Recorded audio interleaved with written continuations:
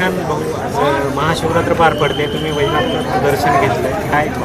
अतिशय उत्साहात आणि आनंदात आज पंचम द्वादश ज्योतिर्लिंग प्रभू वैद्यनाथाच्या नगरीत महाशिवरात्री साजरी होते. आज लाखो भक्त महाशिवरात्राच्या निमित्तानं प्रभू वैद्यनाथाच्या चरणी लीन होतात. ही तर आमची प्रथा परंपरा. माझ्या दृष्टीनं व्यक्तिगत आम्ही नात्रेकर खऱ्या अर्थानं प्रभू वैद्यनाथाचे सेवेकरी आहोत. माझी प्रभू वैद्यनाथाच्या चरणी आज दर्शन घेऊन एवढीच प्रार्थना केली की या महाराष्ट्रावर, महाराष्ट्राच्या मायबाप जनतेवर कुठलंही संकट येऊ नये आणि हा महाराष्ट्र सुजलाम सुफलाम व्हावा आणि या महाराष्ट्रामध्ये जे मध्ये जाती तेढ निर्माण झाले ते वातावरण सौहार्दपूर्ण व्हावं, हीच प्रार्थना मी प्रभू वैद्यनाथाच्या चरणी या ठिकाणी केली. आम्हाला या ठिकाणी या गोष्टीचा नक्कीच आनंद आहे की 283 कोटी रुपयाचं तीर्थक्षेत्र विकासामधून राज्य सरकारच्या निधीमधून या ठिकाणी काम प्रगतीपथावर आहे.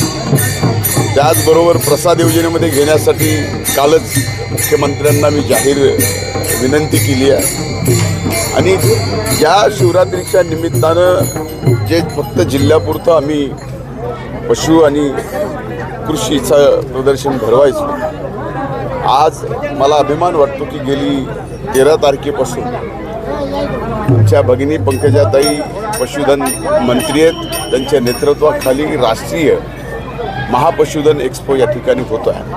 तिथंसुद्धा लाखो लोक येत आहेत आणि त्यांनासुद्धा या ठिकाणी दर्शनाचा लाभ होतो आहे. या ठिकाणी पूर्ण प्रशासनाने आणि ट्रस्टच्या लोकांनी अतिशय चांगली, आम्ही दरवर्षी जशी व्यवस्था करतो ती केलेली आहे.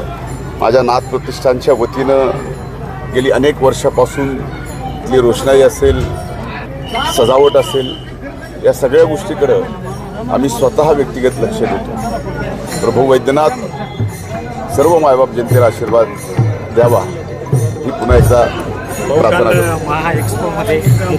कारण मी व्यासपीठावर जे होतो तर महायुतीतला एक आमदार म्हणून आणि माननीय मुख्यमंत्री ज्यावेळेस आपल्या मतदारसंघात येतात त्यावेळेस प्रामुख्यानं आपल्या मतदारसंघाची जी रखडलेली कामं आहेत ती त्यांच्यावर कानावर घालून नवीन योजनासुद्धा त्या ठिकाणी मंजूर करण्याच्या संबंधी विनंती ही जाहीररित्या करणं ही स्वाभाविक इथल्या भागातल्या, इथल्या परिसरातल्या मायबाप जनतेला अपेक्षा असते, ती मी या ठिकाणी केली. आणि मला खात्री आहे की आदरणीय मुख्यमंत्री यात स्वतः लक्ष घालून आत्तापर्यंतही त्यांनी परळीच्या विकासासाठी लक्ष घातलेलंच आहे. इथून पुढे सुद्धा ते अधिकचं लक्ष घालतात. जिल्हा नियोजनच्या बैठकीमध्ये तुम्ही एक प्रस्ताव देखील, ही वस्तुस्थिती आहे की जर आपण या ठिकाणी आज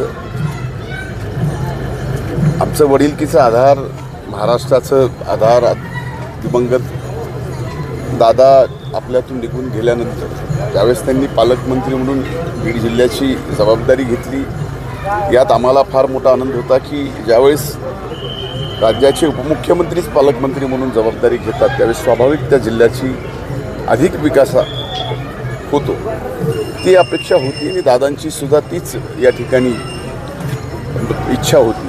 आता ती इच्छा दादा नसताना आदरणीय उपमुख्यमंत्री सुनेत्रा वहिनींच्या नेतृत्वाखाली आता आम्ही सगळेजण काम करतोय, त्या पालकमंत्री आहेत.